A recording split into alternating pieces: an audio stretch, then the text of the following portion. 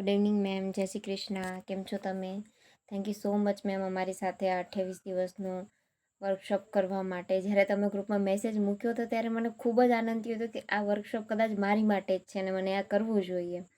ખૂબ ઉત્સાહથી મેં આ વર્કશોપ ચાલુ કર્યો અને અત્યારના અંત સુધી હું એની સાથે જોડાઈ રહી છું. એની પર બહુ ખુશી થાય છે અને બહુ જ એડવેન્ચર જેવું ફીલ થતું હતું કે કંઈક નવા અનુભવ થઈ રહ્યા છે આની અંદર, કંઈક નવી વસ્તુઓ કરી રહ્યા છીએ, જાણવા મળી રહ્યું છે અને બહુ પોઝિટિવ ફીલ થયું.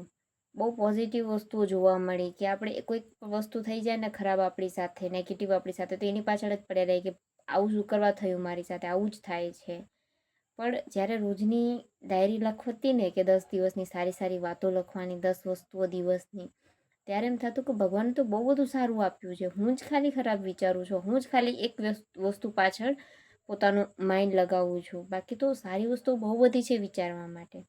ભગવાને બહુ સારી ઓપોર્ચ્યુનિટીઓ આપી છે, બહુ સારા પર્સન આપ્યા છે, બહુ સારી લાઈફ આપી છે. કદાચ બીજા લોકોને ના મળી હોય પણ મને ભગવાને બહુ સારી લાઈફ આપી છે, બહુ સારું જીવન આપ્યું છે. એના માટે મને ભગવાનને ગ્રેટફુલ થવાનો મોકો મળ્યો કે બહુ સારી લાઈફ આપી છે અને બહુ પોઝિટિવ વસ્તુઓ જોવા મળી. તમે કીધું હતું કે તમે તમારા ફ્રેન્ડ માટે, કોઈ બી વ્યક્તિ માટે પણ તમે પ્રે કરી શકો છો. ત્યારે મેં મારા ફ્રેન્ડ માટે પ્રે કર્યું હતું કે એની પીએચડીની એન્ટ્રન્સ એક્ઝામ ક્લિયર હતી પણ ઈડબ્લ્યુએસના કારણે એને પાસ નહોતા કરતા.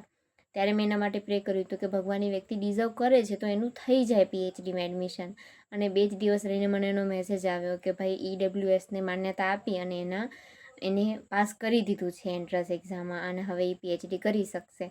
ત્યારે મેં યુનિવર્સને બહુ ધન્યવાદ કર્યું કે ભાઈ એ વ્યક્તિનું એડમિશન થઈ ગયું પીએચડીમાં અને બહુ પોઝિટિવ માઇન્ડસેટ મારું થઈ ગયું કે હવે કોઈ બી વ્યક્તિ મારી સાથે અથવા કોઈ વાત બી મારી સામે આવે તો હું પોઝિટિવ પાસા બહુ પહેલાં જોઉં છું, બહુ શાંતિથી સાંભળીને સમજું છું પહેલાં કે ભાઈ આની અંદર શું પોઝિટિવ વસ્તુ છે. કાંઈ બી મારી સાથે થાય છે તો હું પહેલાં વિચારું છું કે જે થાય છે તે સારા માટે થાય છે, આગળ બહુ સારું થવાનું છે, એટલા માટે જ મારી સાથે ભગવાન અત્યારે આ કરી રહ્યા છે.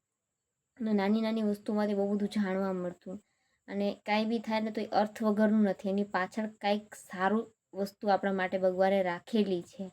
એની સાથે બહુ સારો અનુભવ થયો અને એક રોજનીસી જેવું થઈ ગયું કે રોજે સારી વસ્તુઓ લખવાની અને એના લીધે રોજે રાતે પોઝિટિવ વાઇબ લઈને સૂવાનું, જેનાથી રાતે નીંદર પણ સારી આવે અને સવારની એટલી સારી વાઇબ આવે કેમ કે રાતે સારી રીતે સૂતા હોઈએ સારા વિચાર કરીને તો સબકોન્શિયસ માઇન્ડ છે એને ઓબ્ઝર્વ કરી અને દિવસને અને રાતને બંને વિચારોને એટલા પોઝિટિવ બનાવે છે કે સવારે ઉઠતા પણ એટલી પોઝિટિવ વાઇબ આવે છે. સબકોન્શિયસ માઇન્ડ એ વિચારી લે છે કે સારું જ થવાનું છે અને એના લીધે બહુ સારું જ થાય છે જીવનમાં.